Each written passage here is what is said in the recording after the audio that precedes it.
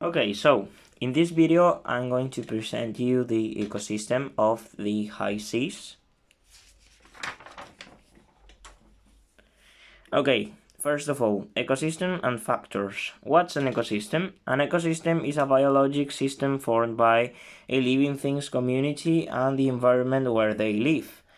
In this case, the ecosystem that I have chosen is the marine ecosystem that pertains to the group of aquatic ecosystems. Inside this group, we find marine ecosystems, that is for oceans and seas, and freshwater ecosystems, that is mostly for rivers and lakes. Okay, marine ecosystem, in my ecosystem we can find several factors that can be divided into abiotics and biotic factors. The abiotic factors are non-living thing factors that affect the ecosystem, as for example the sunlight, the water flow of the place, the temperature of the water, the soil, the composition, the chemical composition of the soil, and the chemical composition of the water itself. And in the biotics factors, these are living things factors. They can be separated into producers, consumers, and decomposers. Producers, as an example, we can find algae, aquatic plants, and phytoplankton. In consumers, we can find fishes, starfishes, zooplankton, and sea snails. And in decomposers, we can find fungi and bacteria.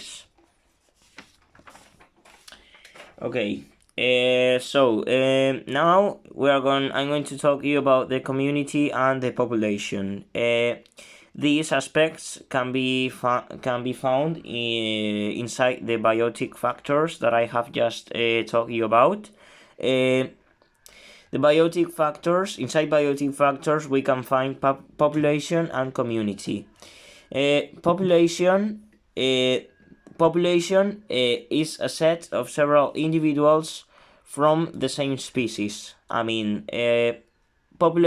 can find population inside a community, because in a community we can find an ecosystem with lots of species, and inside each group of species we find a population.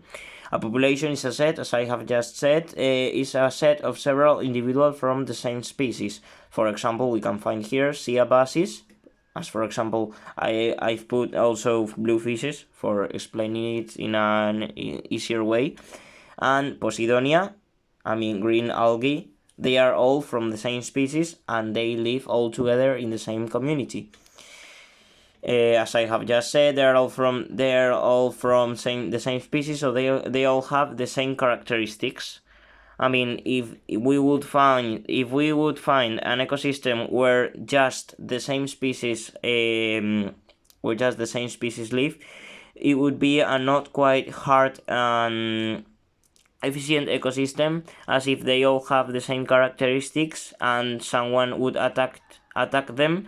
If they are all vulnerable to that attack, the ecosystem would disappear.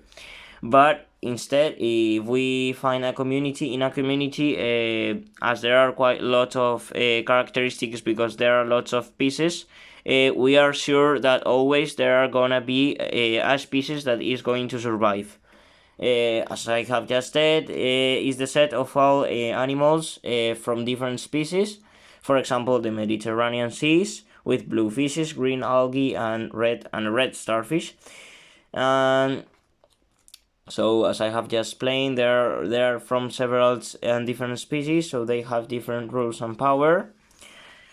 Okay, so now inside an ecosystem, we can find trophic interactions. These are relationships between individuals aiming to get food.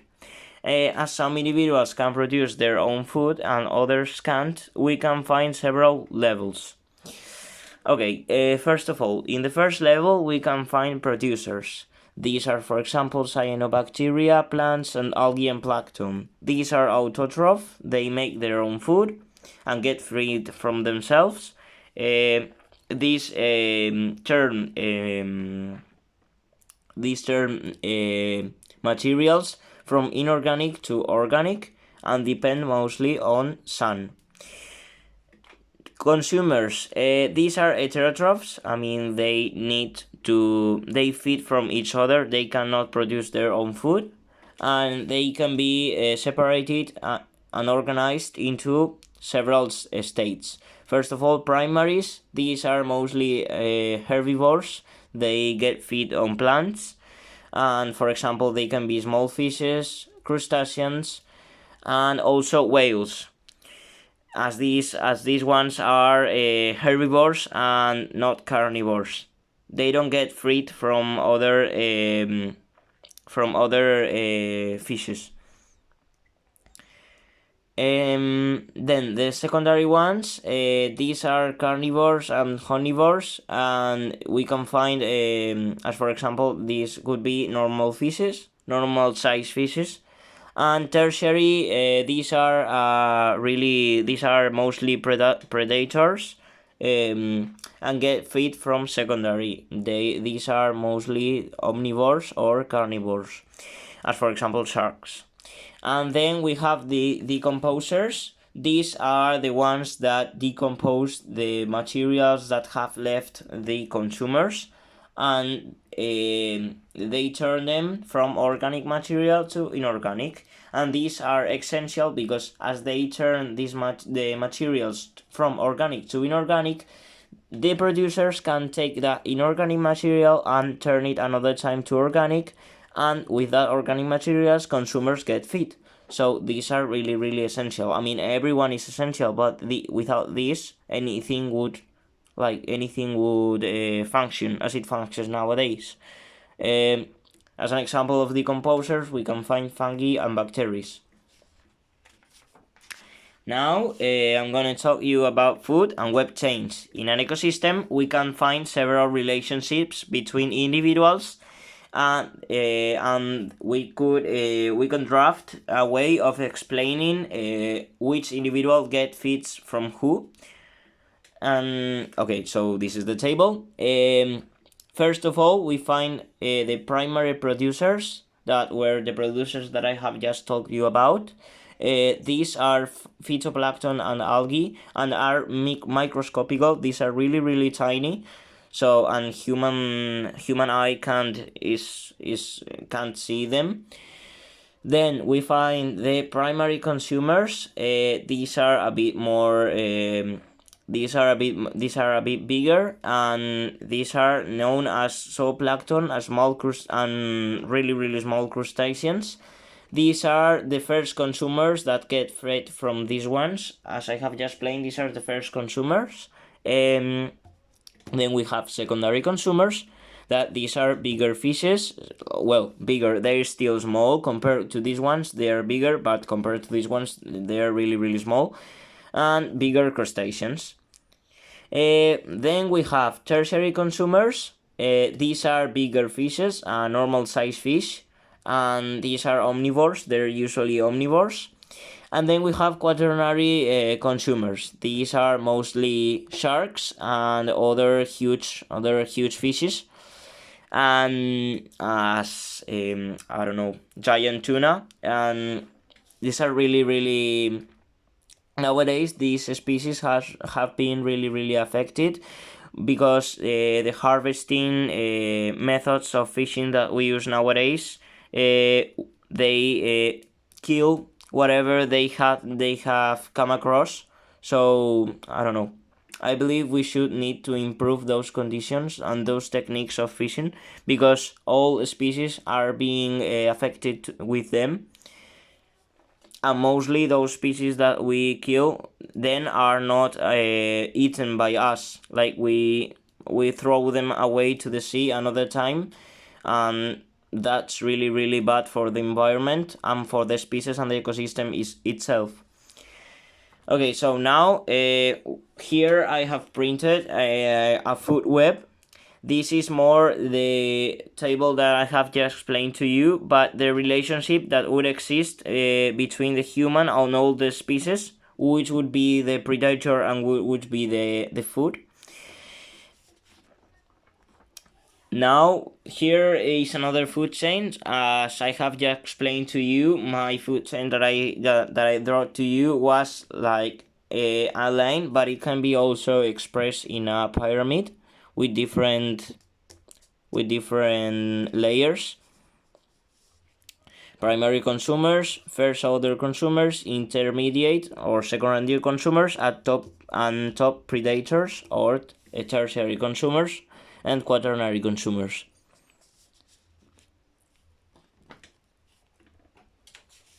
Okay, now apart from trophic interactions, we can find territory and we can find other interactions are as territory and gender interactions.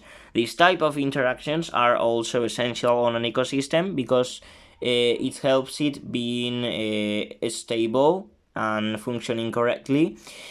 In the territory interactions, these are anemone fighting for territory. This territory interaction is an interaction that we find up in marine ecosystems, as they usually fight for territory, and the one that gets more territory survives and the other disappears. The bigger succeeds and survives and the smaller disappears. This theory is based on the Darwin's evolution theory, as it promotes the evolution of the best ones. The one that knows how to adapt to the environment succeeds and survives, and the one that does not know how to improve its forms and adapt to the environment disappears. Now, talking about the gender interaction, we can see a draw of several fishes from different genders. These ones would be male and these ones would be female. This situation we find out with this situation in several ecosystems and also in the marine ecosystem, as usually both gender, male and female, try to fight between each other to get relationships and to form couples and to evolve and procreate. These are fishes searching for couple. The couples that succeed, procreate, and evolve. The others don't, as the other. These ones also based on Darwin evolution theory, and obviously this has been affected by pollution and overfishing techniques, as sometimes we can find a difference and huge differences between male quantities and female quantities, because, for example, in terms of species, there are some species that females get covered in the shelters and males go to hunt. And in those cases, males are usually being affected by nets and fishing techniques, and then females have no couples to get with and procreate. So this has been really affected by overfishing and pollution. Now, for the conclusion, I would like to say that I would like to make a conclusion about humans' effect, or our humans' effect, the effect that we are having on marine ecosystems. First of all, yes, I would seriously confirm that we are harvesting and damaging our marine ecosystem. First of all, talking about causes, we can find overfishing techniques, water pollution with plastics, and microplastic particles, climate change with pollution from cars and industries with smoke, oil spills from boats that are not in quite good conditions or function with really old engines that throw to the seas really harmful liquids as oil and gas oil and fuel. And then tourism, obviously, tourism has been developed and has evolved quite a lot in the last 50 years, as nowadays there are lots and lots of boats that are traveling tourists from one place to another, and that cause lots of pollution. This has really, really bad consequences. In species, we find an end up of species that get killed by all these causes. The ocean floor gets damaged because usually we are used to use techniques with nets that harvest all the floor of the ocean, damaging all the ocean flora and capturing everything that they come across, including sea turtles, dolphins, whales, everything gets caught by those nets. And then we don't really use the thing that we have just caught. Like, we only eat what we are searching for, and all those fish carcass gets back to the sea. Then as consequences, the plastic particles, because like when we get rid of a plastic bottle, we throw it to the sea, and we throw it to the bin, and sadly a 15% of plastic residues get burned, and sadly more than the 50% of plastics end up on the sea. When a plastic bottle ends up in the sea, things like the sun and wind destroy it and smash it into small particles that never disappear from the sea and start getting all around in the sea and never disappear. And these plastic particles usually get with plankton, and then fishes, because are really similar to plankton, and fishes eat them without noticing that they are plastic particles. As I have just explained, the trophic interactions gets on functioning, and small fishes eat plankton, normal fishes eat smaller fishes, and we humans fishes and then eat them. So I know that it can be really difficult to admit, but we are eating plastic particles because these are getting eaten by the fishes. Then also fishes and seabirds, as seagulls, get covered with black mud, being as oil spills being expelled from boats.